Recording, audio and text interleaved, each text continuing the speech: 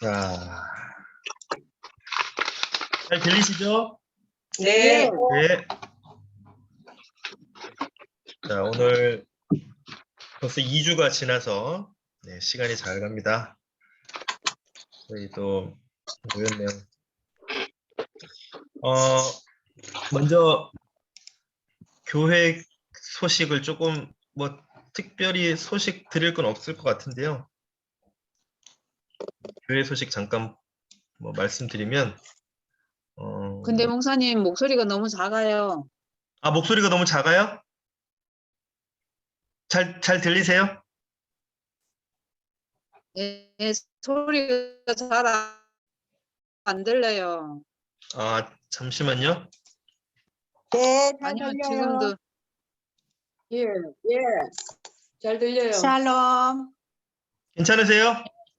네, 안녕하세요. 네, 안녕하세요. 잘 들리십니까? 네. 네. 아, 네. 이거 빨리 좀, 이제 모여도 될 것 같은데 아마 이제 목사님 새로 오시고 하면, 네.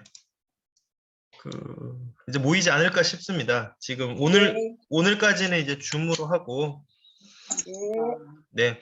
이제 모여야 되겠죠. 자, 시작하겠습니다.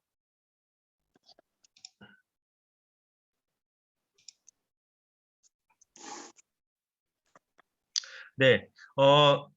세례 입교식은 지금 이제 저희들이 4월 24일까지, 네, 이번 주일까지 신청해 주시면 되겠습니다. 신청해 주시고, 지금 5월 8일 날 세례식이 다 있거든요. 네, 그래서 유아 아동 세례, 그리고 일반 우리 세례식까지 5월 8일에 있고요. 그리고 저희들 월드비전 사랑의 빵 지금 많이 내주셨는데, 예, 조금 더 또 하고 계신 분들은 5월 1일까지 내주시고, 그리고 우크라이나 난민 모금 있잖아요. 재난 구호 모금. 그리고 산불 피해 지역 그것도 5월 1일까지입니다. 그래서 월드비전하고 우크라이나 5월 1일까지 내주시면 감사하겠습니다. 네, 그리고 우리 믿음 1-3, 예, 거기 이미랑 집사님, 그 구역에 이미랑 집사님 그 부친께서 지난 8일에 별세하셔서 그 다음날 토요일 날 이제 다녀왔거든요. 당진인데 당진 잘 다녀왔습니다. 그래서 이번에 또 잘 장례를 치러서 감사하다고 또 그렇게 이제 통화를 했고, 장례를 끝까지 잘 치러서 감사하다고 그렇게 말씀을 하셨습니다. 네, 네네. 그리고 다른 건 특별히 없죠. 지금 이제 목사님은 5월 8일에 오시고요. 5월 8일에 오시고 오후에 아마 취임 예배를 바로 드릴 것 같습니다. 5월 8일 오후에. 그래서 그렇게 될 것 같고요. 네. 자, 그러면 저희들 찬송가 한 장 같이 부르고 시작하겠습니다. 제가 유튜브로 준비를 했거든요. 그래서 조금 저희들이 제가 한번 틀어 보겠습니다. 잘 들리시는지.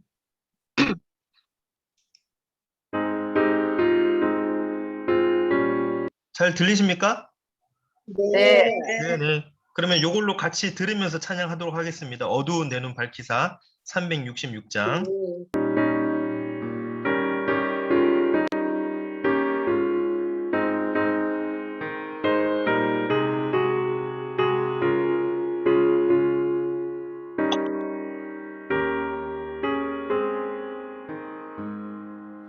어두운 내 눈 밝히사 진리를 보게 하소서. 진리의 열쇠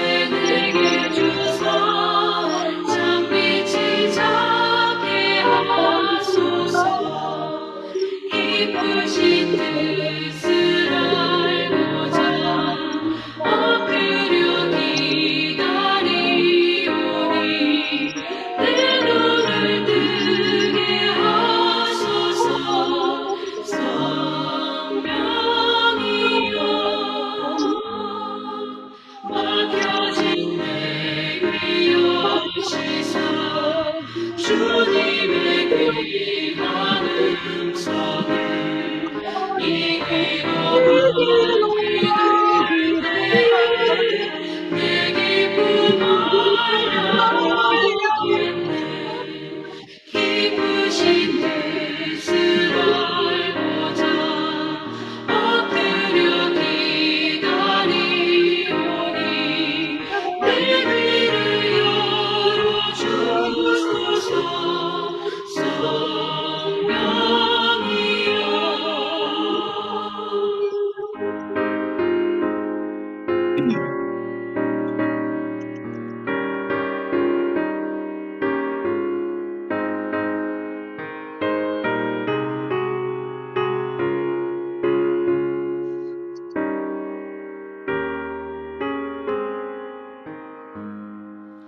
봉해진 내이며 시사 복음을 널리 전하고 차가운 내 맘 녹여주사 사랑을 하게 하소서. 기쁘신 뜻을 알고자 엎드려 기다리오니 내 입을 열어주소서. 성령이여.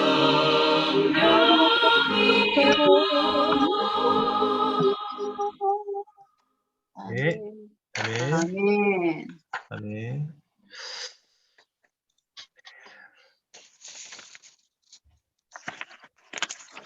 네, 오늘은 우리 요한복음 20장 1절부터 18절의 말씀을 함께 보겠습니다. 제목은 부활의 증인입니다. 네, 요한복음 20장 1절부터 18절까지의 말씀. 부활의 증인.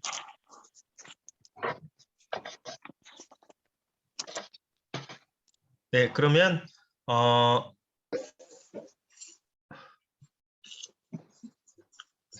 저와 여러분들이 같이 한번 쭉 읽어보도록 하겠습니다. 좀 길지만 함께 읽어보도록 하겠습니다. 자, 시작. 안식 후 첫날 말씀을 줄 때에 막달라 마리아가 무덤에 와서 돌이 무덤에서 옮겨진 것을 보고 시몬 베드로와 예수께서 사랑하시던 그 다른 제자에게 달려가서 말하되 사람들이 주님을 무덤에서 가져다가 어디에 둔지 우리가 알지 못하겠다. 베드로와 그 다른 제자가 나가서 무덤으로 갈새 둘이 같이 다름질하더니 다른 제자가 베드로보다 더 빨리 달려가서 먼저 무덤에 이르러 먼저 것을 보았으나 우려 세마포 놓인 것을 보았으나 들어가지는 아니하였더니 시몬 베드로는 따라와서 무덤에 들어가더니 세마포가 놓였고 머리를 쌌던 수건은 세마포와 함께 놓이지 않고 한 곳에 쌌던 대로 놓여 있더라. 그에야 무덤에 먼저 갔던 그 다른 제자들과 보더라. 그들은 성경에 그가 죽은 자 가운데서 다시 살아나야 하리라 하신 말씀을 아직 알지 못하더라. 이에 두 제자가 자기들의 집으로 돌아가니라. 마리아는 무덤 밖에 서서 울고 있더니 울면서 울며 무덤 안을 들여다보니 필립은 두 천사가 예수의 십자가에 이었던 곳에 하나는 머리편에 하나는 발편에 앉았더라. 그들이 이르되 여자여 어찌하여 우느냐. 이르되 사람들이 내 주님을 옮겨다가 어디 두었는지 알지 못함이니이다. 이 말을 하고 뒤로 돌이켜 예수께서 서서 계신 것을 보았으나 예수이신 줄은 알지 못하더라. 예수께서 이르시되 여자여 어찌하여 울며 누구를 찾느냐 하시니 마리아는 그가 동산 줄 알고 이르되 주여 당신이 옮겼거든 어디 두었는지 내게 이르소서 그리하면 내가 가져가리. 예수께서 마리아야 하시거늘 마리아가 돌이켜 히브리 말로 라보니라는 말이라. 그래서 이르시되 나를 붙들지 말라. 내가 아직 아버지께 올라가지 아니하노니 형제들에게 가서 이르되 올라 내 아버지 너희 아버지 내 하나님께로 올라간다 하시니 막달라 막달라 마리아가 마리아가 가서 제자들에게 제자들에게 내가 주를 보았다 하고 주에게 이렇게 말씀하셨다. 아멘. 아멘. 네, 아멘. 자, 오늘 본문은 이제 부활의 아침에, 그러니까 주님께서 부활하신 그날 아침에 그 장면을 묘사하고 있는데요. 근데 이제 여기서 조금 역설적인 장면이 등장하죠. 그러니까 결국은 그 영의 눈을 뜨지 못한 제자들이 육의 눈으로만 보니까 예수님을 살아나신 예수님을 부활하신 주님을 바라보지 못했다. 그러면서 그 자리에서 오히려 생명이 아니라 죽음을 묵상하고 있었다. 그것을 여기서 이제 얘기해주고 있습니다. 그래서 이 부활의 아침에 역설적으로 제자들은 죽음을 묵상하고 있습니다. 그러니까 여기서 뭐 사실 그렇게 생각할 수도 있겠죠. 뭐 죽음을 꼭 정말 죽음을 묵상했겠느냐. 제자들도 주님이 살아나길 원하지 않았겠습니까? 네, 제자들도 주님이 다시 사시고 그 세마포 옷을 벗어 던지고 수의를 벗어 던지고 그 무덤에서 나오길 원하겠죠. 근데 아마 죽음을 묵상하지는 않았으리라 생각이 되지만 사람은 누구나 죽음을 두려워하잖아요. 그리고 죽음이란 것은 비가역적이거든요. 예, 그 말이 무슨 말이냐면 한 번 일이 이루어지면 돌이킬 수 없다는 뜻입니다. 비가역적이다라는 말은. 그러니까 제자들은 분명히 주님이 예수님이시요 그리스도시요 구세주시라는 걸 알았겠죠. 또 믿었겠죠. 그렇지만 사람의 연약한 눈으로 봤을 때는 죽음이라는 것이 주님 또한 거기서 나올 수 없다라는 그런 비참함 또 절망감 그것을 제자들도 느끼지 않았을까요?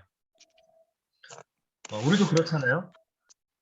사랑하는 가족들이 또 사랑하는 성도님들이 별세하셨을 때 장례식장 가면 그런 생각이 들지 않습니까? 갑자기 살아서 나올 것 같은 그런 느낌이 들지 않나요? 저도 가끔은 그런 생각이 들더라고요. 매번 드는 건 아니지만 장례식장에서 예배를 드리고 있다 보면 갑자기 어느 순간 사랑하던 뭐 집사님이 권사님이 또 뭐 장로님이 갑자기 이렇게 막 살아서 나올 것 같은 그런 생각이 들 때도 있거든요. 네. 근데 결국은 이제 우리는 주님이 다시 재림하실 때 우리가 부활의 몸으로 그리고 첫 열매가 되신 주님을 따라 우리도 부활할 때 그곳에서 하나님 나라에서 천국에서 만날 것이다라는 믿음이 있잖아요. 그런데 이제 여기서 제자들은 죽음을 묵상하고 막 그러진 않았겠지만 그러니까 죽음에 매몰되어 있지 않았나. 예, 그것을 한번 생각해 보자는 것입니다. 그래서 여기서 표현은 묵상이라고 했지만 조금 더 편리하게 말씀을 드리면 좌절감에 빠져 있었다. 죽음에 매몰되어 있었다. 이렇게 한번 표현을 하면 좋지 않을까 싶습니다. 그래서 제자들도 사람이기에 또 그런 예수님의 제자들이지만 그런 어떤 마음이 아픈 상태에 있지 않았을까. 우리가 장례식장을 생각해 보면 그렇잖아요. 네, 그런 비슷한 느낌이지 않았을까 싶습니다. 그리고 이제 예수님이 이미 부활하셨는데도 제자들은 빈 무덤 주변을 서성이고 있었고 또 미련한 그런 마음을 가지고 있었고 집착하고 있었다. 하지만 이제 여기서 중요하겠죠. 하지만 제자는 여기서 제자라는 것은 결국 우리는 성도들은 예수님을 구세주로 믿는 그리스도인들은 죽음의 한계에 갇혀 절망하는 존재가 아니다.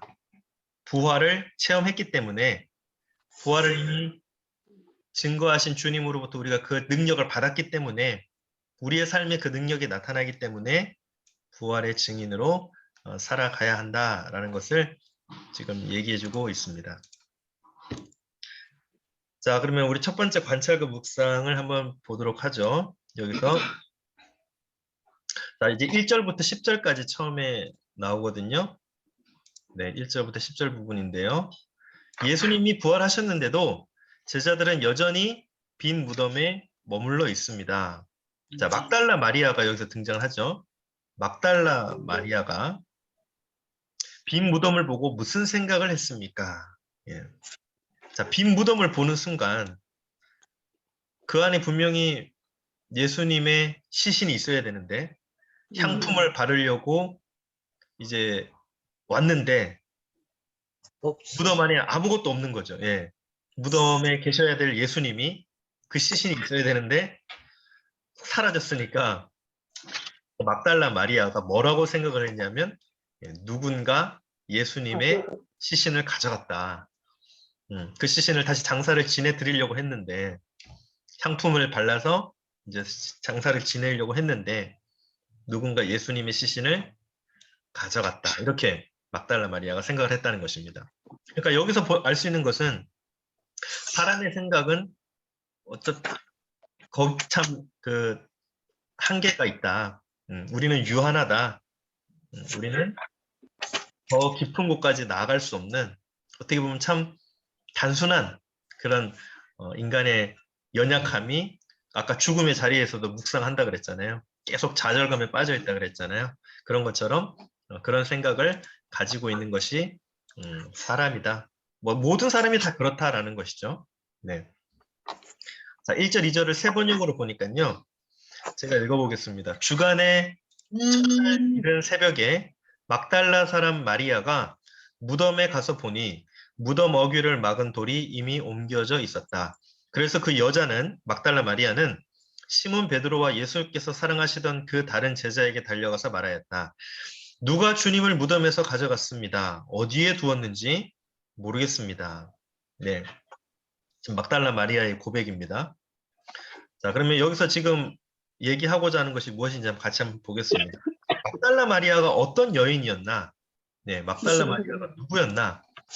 막달라 마리아가 성경에 꽤 나오는데요. 자, 한번 막달라 마리아가 어떤 사람이었는가 보겠습니다. 먼저 막달라 마리아는 7 귀신이 들렸다가 예수님을 만나서 고침을 받은 여인이었습니다. 그리고 요한복음 19장에 보면 예수님의 십자가 곁을 끝까지 지킨 여인 중 한 명입니다. 또한 그녀는 예수 그리스도의 부활을 목격하고 증언한 사람입니다. 자, 이것만 봐도 막달라 마리아가 어떤 사람인지를 아시겠죠? 예, 막달라 마리아는 정말 예수님의 그 마지막까지 함께했던 그런 여인이고 또 예수님으로부터 사랑도 받았고 예수님으로부터 병고침 귀신을 쫓아내는 그런 역사도 다 받았고 예수님 십자가 곁을 지켰고 부활도 목격했고 증언한 사람입니다. 그런데 막달라 마리아는 그런 예수님을 가까이에서 모시고 그렇게 예수님의 치유함도 받고 예수님의 사랑도 받은 그런 자였는데 막달라 마리아는 지금 예수님에게 시신이 사라진 것을 보고 누가 가져갔냐고 그렇게 얘기를 하고 있는 것이죠. 그러니까 이 모습 속에서는 아마 뭐 다른 누구를 떠올릴 것이 아니라 이 막달라 마리아에다가 오늘 나를 한번 대입시켜 보면 좋을 것 같아요. 네. 이 막달라 마리아는 결국 오늘 내 모습이 아닌가. 네. 한번 여기 막달라 마리아에다가 저는 남자지만 저도 한번 대입을 해보고 우리 또 구역장님, 부구역장님들도 한번 막달라 마리아에다가 자기 자신을 대입을 한번 해보시면 좋을 것 같습니다. 그래서 나는 주님으로부터 받은 은혜가 이렇게 많은데 이렇게 주님 곁에 있었는데 그죠? 네. 나는 주님의 부활도 목격하고 증언한 사람인데 그런데 나는 지금 주님의 죽음의 자리에 아직 머물러 있는 것은 아닌가. 네, 그걸 한번 생각해 보자라는 것이죠. 자, 처음에 그녀는 예수님의 부활을 확인하기 위해서 무덤에 찾아간 것이 아니라 아까 말씀드렸다시피 그 예수님의 시신에 향품을 바르기 위해서 갔습니다. 그런데 무덤이 비어 있으니까 당황했겠죠. 놀랐겠죠. 그리고 마리아가 두 제자에게 누굽니까? 베드로와 예수님께서 사랑하시던 그 제자 요한을 말합니다. 그러니까 베드로와 요한입니다. 두 제자에게 이 사실을 이제 알려줍니다. 그리고 여기 보니까 이제 강조점이 뭐냐면 역설적으로 안식 후 첫날, 즉 예수님께서 부활하신 날에 여인은 예수님의 시신을 찾으러 간 것이고 그가 보고한 것은 예수님의 부활이 아니라 예수님의 시신이 사라졌다라는 것입니다. 그러니까 이 모습에서도 한번 자기 자신을 대입해 볼 수 있겠죠? 네, 우리 서로 함께 나누는 구역원들의 모습을 대입해 볼 수 있겠죠?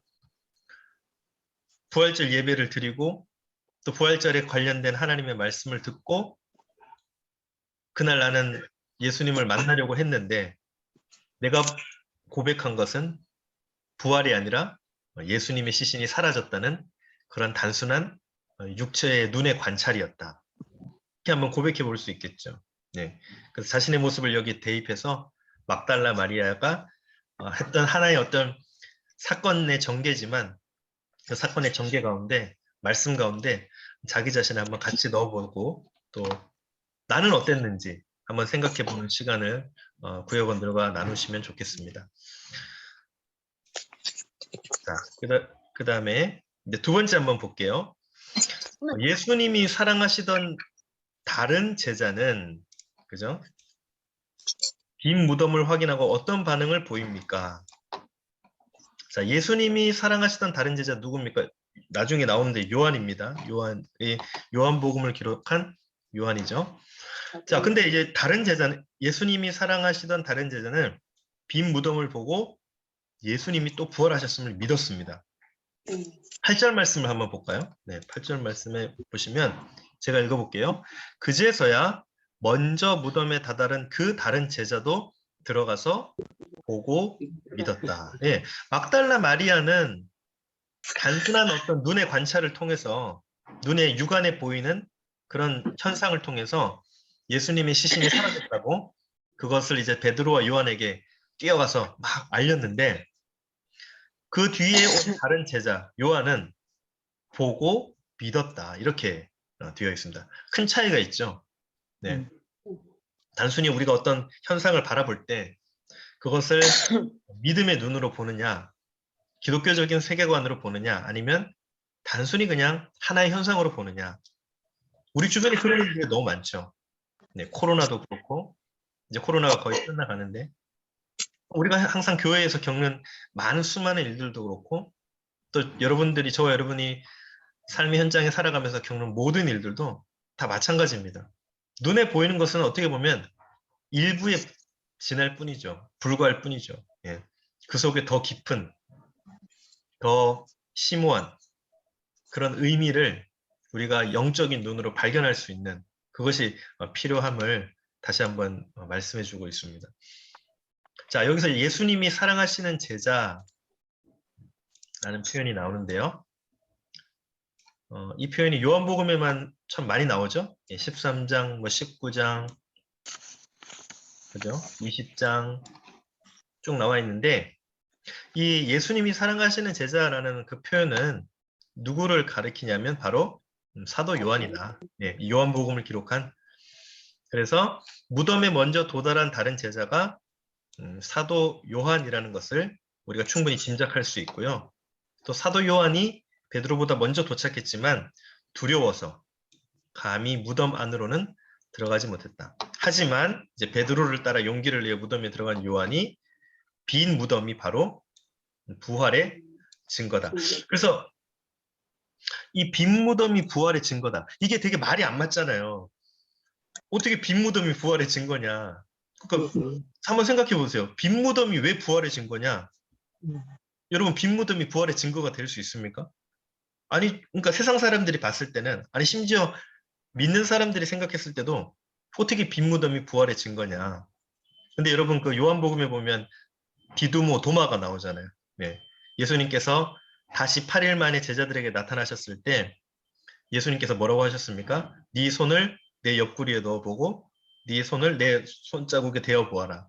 그리고 믿지 않는 자가 아니라 믿는 자가 되라 그랬잖아요. 그리고 보지 못하고 믿는 자가 더 큰 그거다. 큰 믿음이다. 그렇게 말씀을 하셨지 않습니까?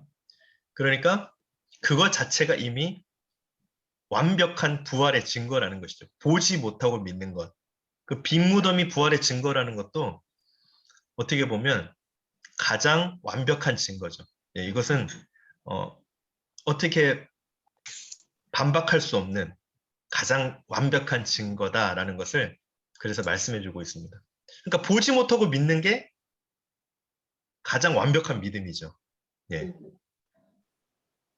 그 믿음을 믿는 것이 더 큰 믿음이죠. 예. 보지 못하고 믿는 것이 완벽한 믿음인데 그 믿음을 믿는 것이 가장 정말 대단한 믿음이죠. 네. 그러니까 이게 이 기독교는 예수님을 믿는다는 것은 참 어떻게 보면 어불성설 같아 보이고 역설이고 말이 안 되는 것 같지만 그 믿음을 가지는 것이 그 믿음을 믿는 것이 우리의 믿음이고 그 믿음은 내가 가지는 것이 아니라 또 하나님께서 주시는 선물이고요. 예. 그것이 참 신기하다라는 것이죠. 그래서 이 빈 무덤이 부활의 증거라는 이 역설이 어불성설이 말이 안 되지만 이것이 가장 큰 믿음이다라는 것을 이 말씀을 통해 알 수가 있습니다. 자, 그 이유가 또 있어요. 그 이유는 뭐냐면 예수님이 시신을 쌌던 세마포가, 그죠? 세마포가 그대로 놓여 있었고 머리에 쌌던 수건도 다른 곳에 곱게 개어 있었다. 그러니까 예수님만 부활하신 거죠. 네, 예수님만 올라가신 거죠. 옷이나 세마포나 머리를 쌌던 수건은 그대로 있습니다. 그래서 이제 이거는 뭐 시신을 도둑질하는 사람들이 예를 들어 그 당시에 그런 사람들이 많았으면 한가하게 세마포를 풀고 다시 정갈하게 개어놓지는 않았을 거다라는 거죠. 그럴 시간도 없고 만약에 시신을 훔쳐갔다면 그대로 들고 갔을 텐데 또 부차적인 이유로 세마포가 있고 머리를 쌌던 수건이 그대로 놓여 있는 걸 개어져 있는 걸 보니까 이것은 어떤 시신을 훔쳐간 것이 아니라 인위적으로 바로 부활의 증거다. 예수님이 부활하셨다. 그래서 사도 요한과 베드로가 그것을 부활의 증거로 확실히 고백했다. 예, 라는 것입니다. 자, 그 다음 세 번째 한번 보겠습니다. 자, 예수님이 사랑하시던 제자의 믿음에는 어떤 한계가 있습니까? 자, 아까 요한이라고 했는데요. 그 요한의 믿음에도 한계가 있답니다. 그러니까 여기서 계속 말하는 거는 막달라 마리아도 그렇고 물론 요한은 뒤에 와서 주님이 부활하셨습니다라는 걸 믿음으로 확증했지만 확실히 알았지만 그러나 그럼에도 불구하고 그에게도 어떤 한계가 있었다라는 것이죠. 그러니까 이것은 우리 인간의 어떤 내가 아무리 지식이 많고 뭐 내가 아무리 재물이 많고 내가 아무리 잘생기고 예쁘고 똑똑하고 해도 결국 우리에게는 어떤 한계가 있을 수밖에 없다. 네, 그것을 인간의 어떤 한계점을 유한한 존재임을 하나님은 하늘에 계시고 우리는 땅에 있다. 예, 그것을 계속해서 이제 인식하라는. 그래서 전도서에 보면 해 아래에서라는 말이 많이 나옵니다. 해 아래에서. 그 해 아래에서. 해 아래에서 살아가는 인간은 어쩔 수 없이 그 유한한 존재다라는 거죠. 네. 한계를 뛰어넘을 수가 없습니다. 해 아래에 사는 인간은. 예. 고통이 있고 몸이 아프고 또 어떤 출구가 보이지 않고 그냥 그 고통 가운데 계속 살아가야 되는 거예요. 예. 왜냐하면 하나님과 원수가 됐기 때문에 해 아래. 하나님은 하늘에 계시죠. 그 하나님과 우리 인간의 그런 분명한 차별이 아니라 구별이 있는 것입니다. 자, 어떤 한계가 있는지 한번 볼까요? 예수님이 다시 살아나셨다는 사실을 알았지만 구약에 예언된 대로 구원을 이루는 특별한 부활이라는 사실은 미처 깨닫지 못했습니다. 자, 이게 9절 10절에 나와 있는데 한번 보겠습니다. 뭐라고 되어 있냐면 아직도 그들은 예수께서 죽은 사람들 가운데서 반드시 살아나야 한다는 성경 말씀을 깨닫지 못했답니다. 그래서 제자들은 자기들이 있던 곳으로 다시 돌아갔다.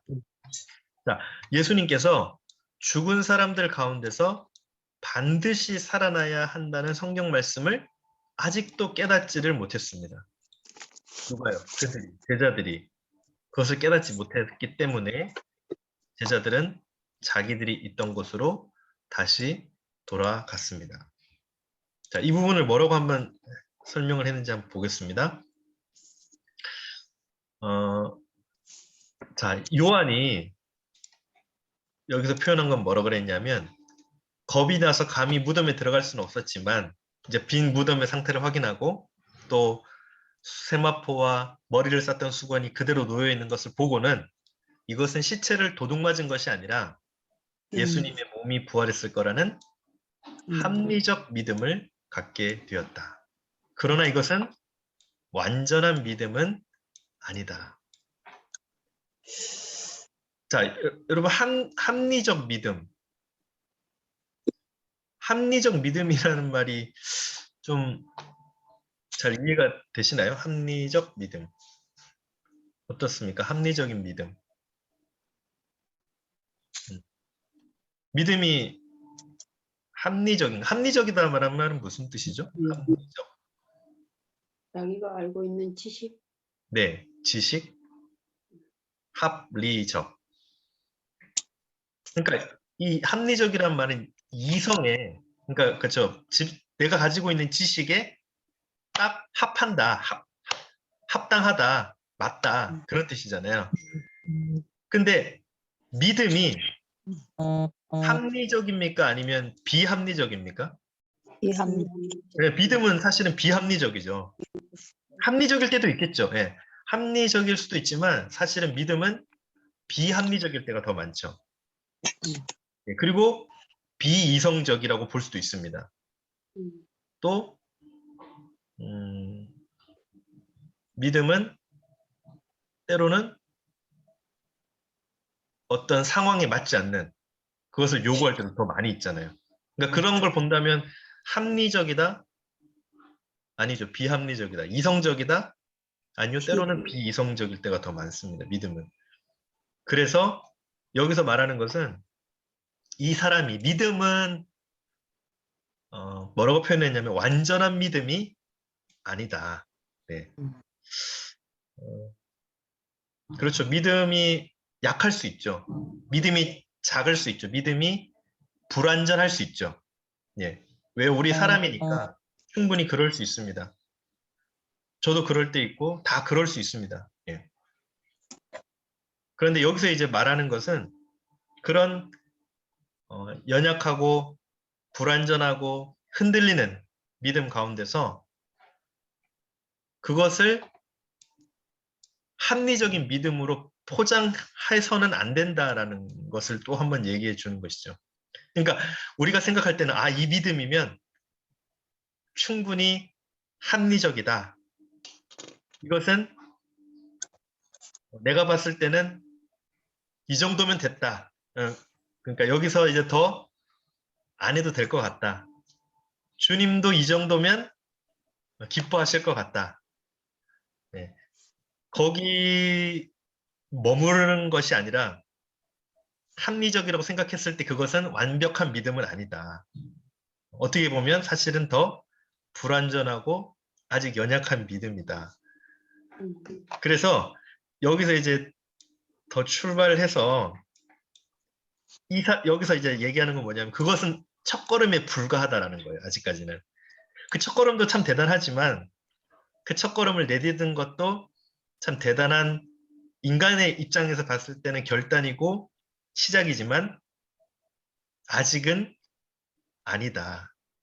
아직은 아니다라고 얘기를 하는 거죠.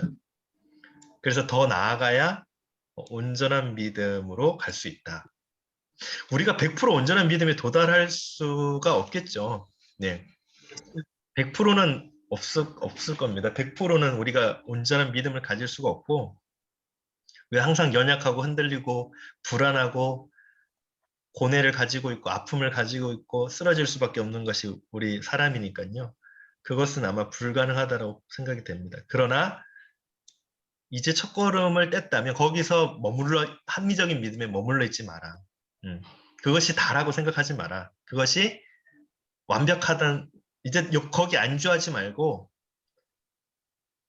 비합리적이고 비이성적이라 할지라도 거기에 오히려 믿음의 그 요소가 가득히 들어있다는 것을 한번 믿음의 눈으로 볼 수 있는 그 믿음을 간구하고 더 찾아 나가자. 하나님께 더 구하자. 온전한 믿음으로 나아가자. 네. 그 부활도 그렇다라는 것이죠. 예수님의 부활이. 예. 아까 막달라 마리아도 그랬고 예수님께서 사랑하시는 제자도 그랬고 막달라 마리아는 오히려 죽음의 자리에 머물러 있었고 예수님께서 사랑하시던 제자도 합리적인 믿음의 자리에 머물러 있었지만 우리가 더 큰 믿음을, 온전한 믿음을 향해 나아가자. 그걸 이제 얘기하는 것입니다. 네. 자, 그러면 여기서 이제 한번 나눔을 하고 지나가도록 하겠습니다. 자, 예수님께서 이미 부활하셨는데 무슨 질문을 던지는지 한번 볼까요? 여전히, 참 이런 말들은 중요하죠. 여전히 누가요? 막달라 마리아가, 예수님께서 사랑하시던 제자가, 다른 제자들도. 그러면 그들만 그런가? 아니요. 나도요. 예, 우리 똑같다라는 거예요. 여전히. 여기는 모두가 해당되는 말입니다. 나는 아니야 그게 아니라, 난 안 들려 그게 아니라, 여전히라는 것은 당신도, 이 하나님께서 말씀하신 건 너도 여전히 예수님을 어디에서 찾으려고 하냐면 무덤에서 찾으려고 합니다. 빈 무덤에서 애써 죽음의 흔적을 찾는 것이 아니라 이제 빈 무덤에서 계속 찾지 말고 어디서? 삶 속에서 부활을 묵상하는 것이 믿음입니다. 예수님의 부활이 내 삶에서 어떤 의미를 지니고 있는지, 그것은 또 내 삶에 어떤 영향을 주는지 한번 나누어 봅시다. 네. 그렇죠. 예수님의 부활이 내 삶에 또 내 어떤 영향을 주고 있는지. 그러니까 나도 여전히 막달라 마리아처럼, 제자들처럼 빈 무덤에서 예수님의 흔적을 찾으려고 했던 것은 아닌지, 아직도 나는 합리적인 믿음에 머물러서 여전히 세마포와 머리를 쌌던 수건만을 보고 주님이 부활하신 것이 아니라 누가 훔쳐갔나? 여전히 잠깐 나가셨나? 이런 생각을 가지고 있는 것은 아닌지, 한번 부활의 그 실제적인 믿음이 내 삶에 어떻게 작동하고 있는지 그것을 한번 나누어 보자라는 것입니다. 근데 이게 쉽지가 않겠죠. 왜냐하면 우리 인간은 아까 말씀드렸다시피 계속 죽음을 향해, 죽음을 두려워하고, 죽음의 자리에 머물러 있고, 또 죽을 때 두려워하고, 죽음이 나에게 찾아오면 어떡하지, 그런 것들을 계속 염려하고, 사망 권세가 우리를 향해서 계속 괴롭히거든요. 그걸 가지고 있거든요. 그래서 그걸 찾기가 쉽지 않은데 그 뒤에 이야기는 조금 이따가 다시 한번 자세하게 나누도록 하고요. 구역원들하고 나누실 때는 그렇게 한번 나눠보시면 좋겠습니다. 자, 두 번째 한번 보도록 하죠. 부활하신 예수님이 이제 드디어 절망하는 마리아 앞에 나타나십니다. 마리아가 무덤에서 울고 있는 이유는 무엇입니까? 자, 마리아가 이제 왜 울었는가? 마리아의 생각이 죽음 한계에 갇혀 있었기 때문이다. 아까 막달라 마리아도 그랬고요. 그래서 마리아의 생각이 죽음의 한계에 갇혀 있었다. 그래서 부활하신 예수님을 직접 만나면서도 그분이 예수님이시라는 사실을 주님이 바로 앞에 있음에도 불구하고, 계심에도 불구하고 알지 못했습니다. 그 도마도 마찬가지였죠. 예수님이 바로 앞에 계셔서 그렇게 말씀하심에도 불구하고 처음에는 주님이라는 사실을 알지 못했죠. 그렇지만 주님께서 이제 네 손을 내 옆구리에, 내 창자국에 한번 대어 보아라. 그리고 보지 못하고 믿는 자가 더 크다. 이렇게 말씀하셨을 때 입이 딱 벌어졌겠죠. 아무것도 반박할 수 없는 그런 도마가 눈이 휘둥그레지고 아마 그 자리에서 아마 얼어붙었을 겁니다. 이것은 어떤 말로도 반박할 수 없는 확실한 예수님이 부활하셨다는 증거구나. 그걸 도마도 알게 됐을 겁니다. 그것이 믿음이죠, 또. 그래서 마리아도 마찬가지였을 거다라는 그런. 자, 한번 11절부터 15절에 보니까요, 이렇게 기록이 되어 있습니다. 자, 마리아가 무덤 밖에 서서 울고 있었는데 울다가 몸을 굽혀서 무덤 속을 들여다보니까 흰 옷을 입은 천사 둘이 앉아 있었습니다. 한 천사는 예수님의 시신이 놓여있던 자리 머리맡에, 다른 한 천사는 발치에. 천사들이 마리아에게 말하였습니다. 여자여, 왜 우느냐? 마리아가 누가 우리 주님을 가져갔습니다. 어디에 두었는지 모르겠습니다. 이렇게 말하고 뒤로 돌아섰을 때에 그 마리아는 예수님께서 서 계신 것을 보았습니다. 예, 그러나 그가 예수님이신 줄은 알지 못했습니다. 예수님께서 마리아에게 뭐라고 말씀하셨습니까? 여자여, 왜 울고 있느냐? 누구를 찾느냐? 마리아는 그가 동산지기인 줄 알고, 예, 동산을 관리하는 동산지기인 줄 알고, 여보세요, 당신이 그를 옮겨 놓았거든. 어디에다 두었는지를 내게 말해주세요. 내가 그를 모셔가겠습니다. 하고 말하였다. 예, 눈으로 주님을 보았지만 그분이 부활하신 주님이신 줄은 알지 못했다. 라고 이야기합니다. 자, 마리아가 무덤 밖에서 울고 있는 이유는 무덤에서 예수님의 시신을 찾을 수 없었기 때문입니다. 빈 무덤은 여기서 얘기하죠. 예, 빈 무덤은 예수님의 부활의 증거인데 이것은 확실한 증거입니다. 오히려 빈 무덤이기 때문에 그 증거가 더 확실한 것이죠. 그래서 확실한 믿음이죠. 역설적으로 여인은 예수님의 죽음만을 묵상하고 있었습니다. 여기서 영적인 상상력을 이야기하는데요. 믿음이 없으면 발동하지 않습니다. 그러니까 영적인 상상력만 얘기할 수 없다라는 거예요. 우리가 뭐 영적인 창조력, 영적인 상상력 한번 상상해봐라고 하지만 그것도 믿음이 있어야 영적인 상상력이 나온다라는 것입니다. 아무 근거 없이 자기 마음대로 생각하는 것은 망상이지만 예수님의 말씀에 근거해서 절망의 상황에서 부활의 소망을 상상하는 것은 믿음입니다. 그러니까 망상과 믿음은 확연히 다른 것이죠. 네. 망상이란 것은 내 생각, 내가 가지고 있는 근거, 그거를 둔갑시켜서 믿음이라고 둔갑시키는 것이 망상인데, 그러나 믿음이란 것은 예수님의 말씀에 근거해서 확실한 그 언약의 말씀에 근거해서, 그 말씀에 근거해서 그 안에서 소망의 근거를 찾는 것이 믿음입니다. 그래서 믿음이 없으면 죽음의 한계에 사로잡힐 수밖에 없고 절망에 빠지고 날마다 눈물로 살아갈 수밖에 없습니다. 그래서 부활의 시대의 성도는 예수님의 죽음을 애통해야 할 것이 아니라 다시 살아나신 그리스도의 부활을 우리가 함께 목도하고 또 그걸로 인해 기뻐하고 함께 거기에 동참하고 감격의 눈물을 흘릴 줄 알아야 된다. 네. 그래서 우리가 믿음이 없을 때가 참 많죠. 예. 이 죽음이란 것을 계속해서 묵상하고 절망에 빠질 때도 많고 뭐 사람 관계에서도 마찬가지고요. 예. 뭐 부활 거기만 뿐이겠습니까? 다른 것도 다 마찬가지죠. 예. 자, 두 번째 한번 볼까요? 자, 그러면 부활하신 예수님을 알아본 마리아가 취한 행동이 뭔가? 자, 마리아가 어떤 행동을 취했습니까? 예수님을 붙잡으려 했지만 예수님이 허락하시지 않았습니다. 그리고 마리아는 곧장 제자들에게 가서 그리스도의 부활을 증언했습니다. 자, 예수님을 붙잡으려고 했습니다. 네, 예수님을 막 놀랐겠죠. 아마 화들짝 놀라서 예수님 붙잡으려고 했겠죠. 주님하고 붙잡으려고 했는데 왜 그렇게 하셨는가? 자, 예수님께서 마리아야 하고 부르셨습니다. 그래서 히브리 말로 라보니 하니 그것은 선생님.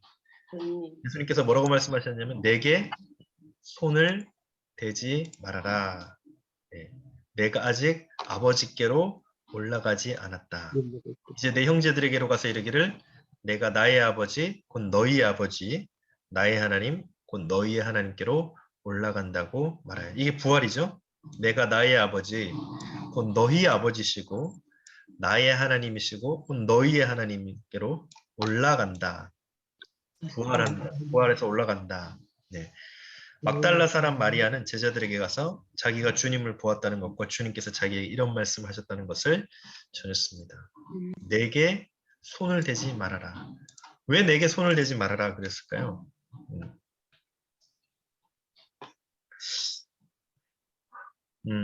자, 그 이유는 여기 나오네요. 네.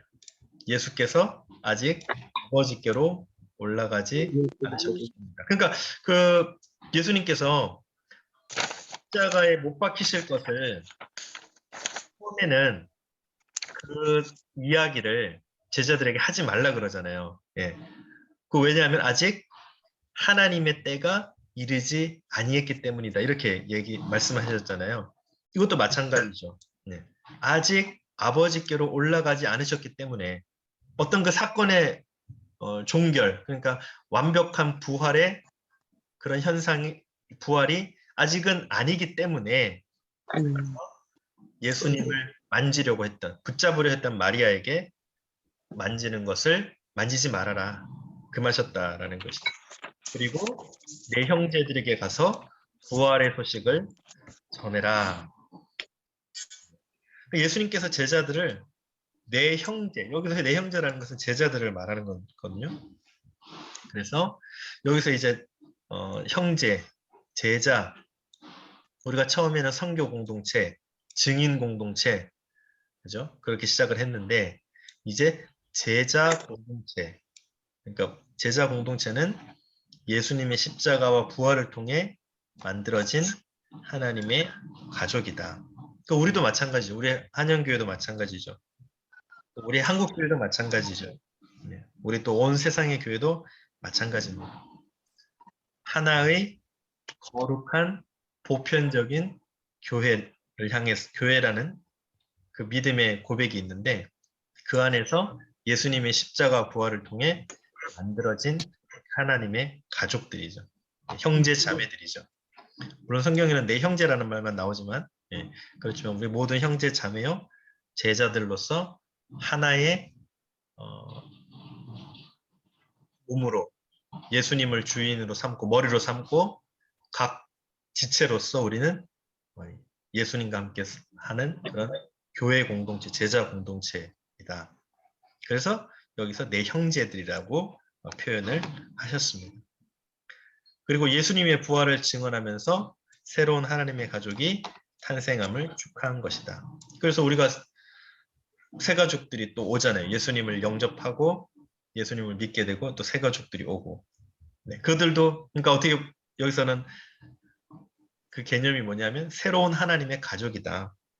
한 가족. 그래서 우리가 보통 교회에서 뭐라고 합니까? 아, 한 가족 됐습니다. 한 가족 되심을 축하합니다. 예, 우리는 하나의 가족입니다. 하나님 안에서 형제 자매입니다. 그래서 형제님, 자매님 이렇게 또 부르기도 하고 부활을 증언하면서 새로운 하나님의 가족이 탄생함을 축하한 것이다.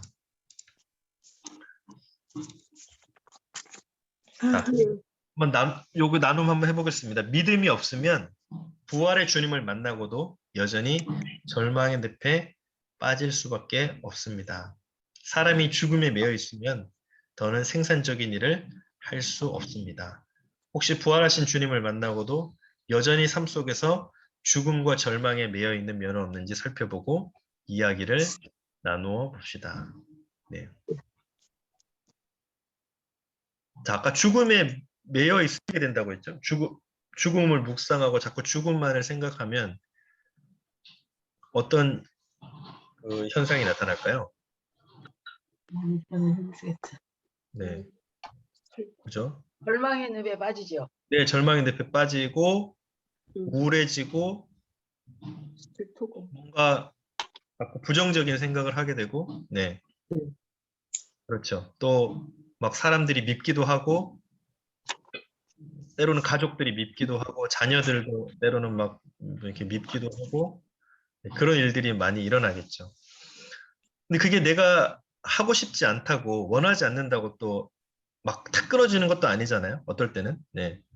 그러니까 그런 거는 어떻게 보면 악한 사단의 그런 또 그 풀수겠죠. 괴계겠죠. 사단이 그렇게 우리를 또 조종하는 것이고 그래서 죽음의 권세라는 그 사망 권세가 항상 우리를 괴롭히는 것을 알 수가 있습니다. 그래서 이걸 참 이렇게 부활의 능력이, 부활하신 주님의 그 능력이 나한테 이렇게 딱 내 능력으로 다가올 수 있는지, 내 능력이 그 내 삶에 어떻게 주님의 그 부활의 능력이 딱 들어올 수 있는지, 여전히 그것은 참 어려운 일인 것 같아요. 힘든 일이고요. 네. 우리 모두가 사실 생명보다는 죽음으로 향해 달려가잖아요. 죽음을 더 생각을 많이 하잖아요. 그럴 때가 더 많잖아요. 그래서 여기서도 생산적인 일을 할 수 없다라고 했는데, 근데 나는 부활하신 주님을 만났는데, 부활하신 주님을 체험했는데, 내가 여전히 아직도 절망의 늪에, 죽음의 늪에 빠져 있는 것은 아닌지. 네. 그래서 우리 주님을 묵상하면 생명이 떠오르고, 막 힘이 솟고, 새 힘이 나고, 나는 더 이제 새로운 피조물이고, 기쁘고, 감사하고, 행복하고 막 그래야 되는데, 네. 그래서 예수님을 만난 사람은 행복하다라고 했는데, 우리가 신앙생활을 하면 할수록 기쁜지, 막 생명이 넘치는지, 아니면 더 죽음의 늪에 빠져가고 있는지, 그걸 한번 체크를 해봐야 될 것 같습니다. 그렇죠. 네. 그걸 한번 생각해 보셔야 될 것 같아요. 왜 기쁨이 없는지. 그러나 또 아니죠. 그 반대로 또 생각해야 되죠. 우리는 부활을 하신 주님을 만났기 때문에 기쁘다, 감사하다, 행복하다. 나는 이제 이 땅의 소망보다는 하늘의 소망을 가지고 살아간다. 영혼의 때를 위해 살아간다. 이걸 좀 생각해 볼 수 있는 좀 그런 그 믿음이 필요한 주님이 주시면 좋겠다라는 생각이 듭니다. 자, 부활의 주님을 만나고도 여전히 무덤에 머물러 있어서는 안 된다. 계속 그 얘기하는 것입니다. 네. 부활을 경험한 제자는 증인의 삶을 살기 위해서, 그때 우리 선교 공동체 그 얘기도 했잖아요. 증인 공동체, 선교 공동체, 제자 공동체. 네. 근데 저희가 네. 제자들도 예수님과 3년을 공생애 동안 다니면서 또 예수님께서 십자가에 못 박히실 것을 말씀도 해주시고 했잖아요. 네네. 그래서 그게 실제가 되진 않았잖아요. 근데 예수님이 정말 십자가에 돌아가셨어. 네. 그래서 이제 그거로 인해서 또 제자들이 다 무서워서 도망갔잖아요. 네네. 그랬다가 이제 다시 사신 그 부활이 실제가 되는 거인 거예요. 그러면은 그 실제의 믿음이 네. 우리가 예수님을 닮아가고 예수님을 쫓아간다는 게 네. 이제 예수님께서 우리에게 말씀하신 게 그 자기를 부인하고 자기 십자가를 지고 나를 따라오라. 따라오라. 네. 네. 그러면은 그 가운데에서 우리가 가장 충격적인 게 이제 죽음이잖아요. 죽음 앞에서. 네. 근데 이제 우리들이 지금 뭐 죽지는 않았지만 네. 그 죽음이 네. 이제 질병으로도 갑자기 나에게 큰 질병으로도 다가올 수 있고 네네. 또 이제 물질적인 문제로 다가올 수 있고 네. 또 이제 가족 관계 가운데서 다가올 수 있을 때 네. 부활 신앙으로 그거를 나가기가 네. 나가기보다는 두려움과 염려와 또 이렇게 그 사망 가운데 빠져 있잖아요. 그렇죠. 그것을 정말 믿음으로 이겨낸다는 게 실제적인 믿음, 부활의 신앙의 믿음인데, 네. 예, 그러다 보니까 그 공동체가 이 구역의 공동체가 굉장히 중요한 게 네. 그렇게 있을 때 그분을 위해서 우리가 같이 기도해주고 또 맞아요. 그러면서 같이 이렇게 나갈 때 조금씩 세워지면서 이렇게 왔는데 뒤돌아보니까 네. 그래도 우리 많이 여기까지 이렇게 온 맞다. 거를 네. 깨닫게 되고 또 이제 문제가 하나 해결되면서 아 이게 그렇게 그것이 아니었는데 고난이 축복이구나. 고난 가운데서 하나님을 조금 더 알 수 있구나. 네. 축복이 정말 물질적으로 부하고 자녀들이 잘 되고 이런 축복이 아니라 네. 우리가 영적인 믿음의 그 단계를 올라가려면 하나님께서 각자에게 그 소량의 이제 아픔을 주실 때마다 그것을 통해서 내가 하나님 앞에 매달려서 부활 신앙을 쫓아가며 네. 실제적인 믿음 가운데에서 그것을 누릴 때 우리가 부활 신앙을 한꺼번에 얻을 수는 없을 것 같아요. 네네. 이제 그때마다 이렇게 가면서 하나님이 하셨습니다. 하나님이 함께 하십니다. 그것들을 이렇게 실제로 누릴 수 있을 것 같아요. 네. 감사합니다. 네. 오늘 그 말씀을 다 정리를 해주신 것 같아요, 권사님이. 한 번에 그냥 확 정리해 주셨는데, 네, 감사하고요. 네, 그렇죠. 네, 너무 말씀을 잘해 주셔서 감사합니다. 그러니까 우리가 진짜 죽음을 향한 존재다. 맞죠? 그래서 우리가 항상 불안하잖아요. 네. 그 불안이란 것이 이제 그 불안으로 나타나는 게 죽음 때문에 나타나는 거거든요. 네.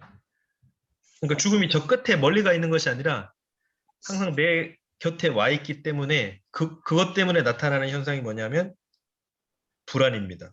예. 그리고 불안 때문에 뭐가 생기냐면 염려가 생기는 거거든요. 예. 불안하고 염려가 생기고. 그래서 우리는 그 사망 권세에 매여 살아갈 수밖에 없다. 그래서 사도 바울이 제가 이제 찾아보니까 고린도전서 15장에 이런 말을 했더라고요. 이런 말을 했습니다. 사망아 너의 승리가 어디 있느냐? 사망아 네가 쏘는 것이 어디 있느냐? 사망이 쏘는 것은 죄요. 죄의 권능은 율법이다. 예. 사망이 우리를 찾아와서 계속 독침을 쏜다는 거예요.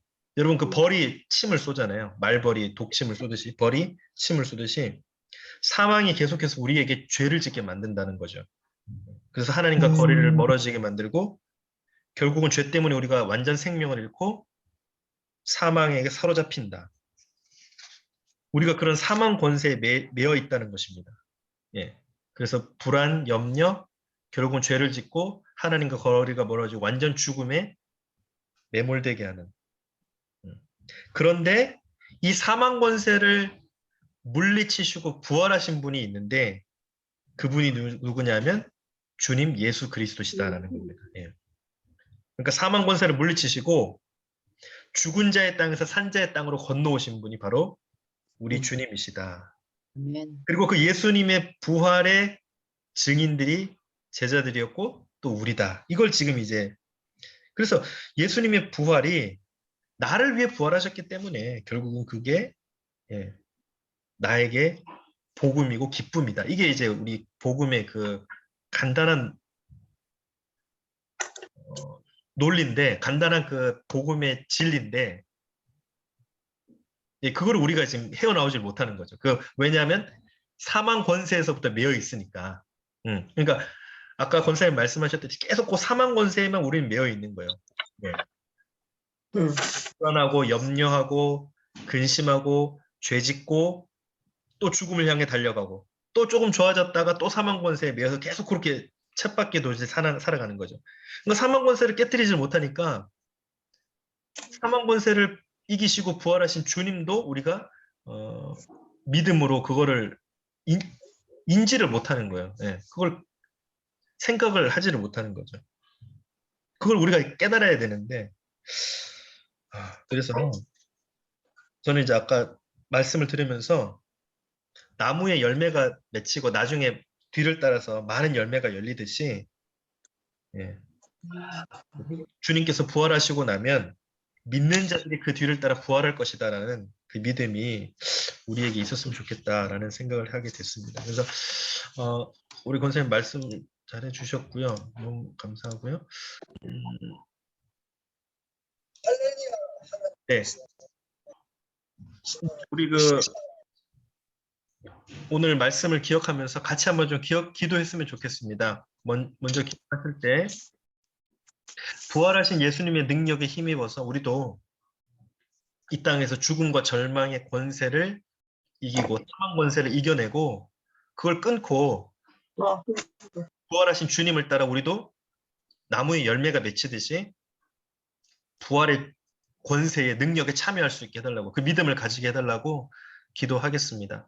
그리고 부활의 주님을 제대로 경험하고 부활의 증인으로 살아가기를 소망하며 기도합시다. 또 우리 교회를 위해서 기도해 주시고 또 우리 새로 오실 담임 목사님과 우리 교회를 위해서 함께 기도해 주시고 그 다음에 우리 세상과 이웃을 위해 기도할 때 코로나 이제 많이 풀렸지만 그래도 우리가 육안으로 보는 코로나가 아니라 정말 하나님께서 뜻하신 그 하나님의 뜻이 무엇인지 깨닫게 되는 코로나가 되게 해달라고 또 우리 우크라이나 땅과 동해안 산불 또 경북 피해 주민들 위해서 우리 시간 같이 한번 기도하고 제가 마무리 기도하고 마치겠습니다. 함께 기도하겠습니다. 하나님 감사합니다. 주님 감사합니다. 오늘도 하나님 구역 건설 모임을 통하여 정말 그 교회의 신앙에 대한 귀한 하나님 말씀을 아버지 자리와 머물러 빈 무덤만 묵상하고 바라보고 아버지 하나님 아버지 하나님 주님 안에서 죽음을 믿습니다.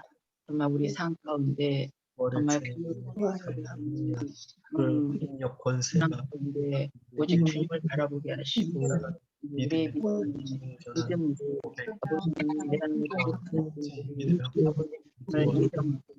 정말로 주님께 은혜를 구하고 아버지 하나님 정말 그렇게 회복하여 이렇게 하나님 부활의 신앙을 누릴 수 있는 아버지 하나님 교회가 될 수 있도록 아버지 인도하여 주시옵소서. 아버지 하나님 저희 교회가 이번에 아버지 새로운 목사님이 청빙되어 오십니다. 정말 그 공동을 통하여 아버지 하나님 교회가 오직 아버지 하나님 아버지 믿고 하나님의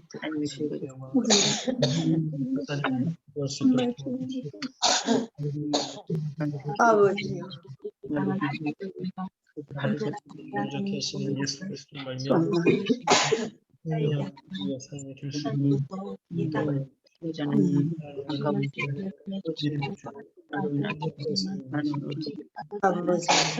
드릴 수 있도록 주시옵소서. 삶을 주님께 하나님 말씀을 지키시고 하나님 앞에 주시옵소서.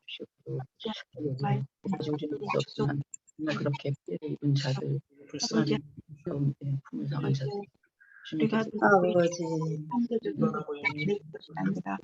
아버지 가운데 동정해